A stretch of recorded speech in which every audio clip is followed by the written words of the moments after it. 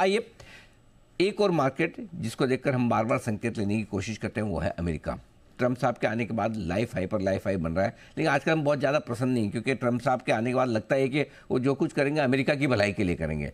तो पहली चीज़ तो ये कि सर, ट्रम्प साहब के आने के बाद हमारे लिए क्या कुछ बदल सकता है, और दूसरा ये ग्लोबल मार्केट्स कैसे रह सकते हैं।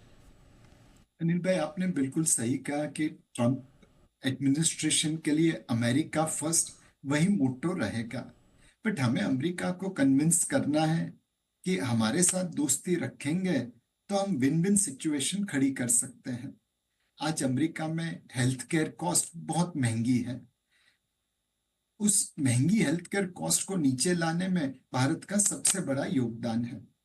उनके बहुत सारे डॉक्टर मेड इन इंडिया है, यहाँ से पढ़ाई करके वहां पे गए हैं।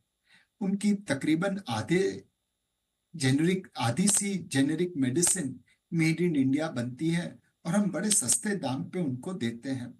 हम पैसा बनाते हैं, बट उनकी कॉस्ट और भी कम कर देते हैं। तो जैसे मेडिकल के क्षेत्र में भारतीय डॉक्टर, भारतीय दवाई की वजह से अमेरिकन हेल्थ केयर की कॉस्ट कम हुई है और कवरेज बढ़ी है, वैसे ही हम बहुत सारे क्षेत्र में कर सकते हैं। तो हमें ट्रम्प साहब से एंगेज करना पड़ेगा इस प्रकार की विन विन सिचुएशन खड़ा करने में, जहां उनको भी फायदा हो और हमारा काम भी चलता रहे। मेरे हिसाब से जो एफपीआई ने पैसा निकाला था अक्टूबर नवंबर में, वो भारत से अमेरिका की तरफ गया था, बिकॉज ट्रम्प साहब आके टैक्स के दरों में कटौती करने वाले थे। टैक्स कटता, प्रॉफिट बढ़ता, ईपीएस बढ़ती, शेयर प्राइस ने एक ऊपर का जंप मार दिया और ऑल टाइम हाई लेवल्स आ रहे हैं।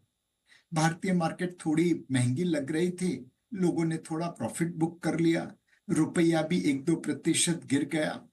कुल मिला के ये जो ट्रेड है, अमेरिका ऊपर भारत नीचे, रुपी थोड़ा डाउन, वो अब खत्म होने को आया है। अब वापस लोग ग्रोथ के लिए निवेश करेंगे, तो इमर्जिंग मार्केट में भारत से अच्छी मार्केट उन्हें कहाँ मिलेगी।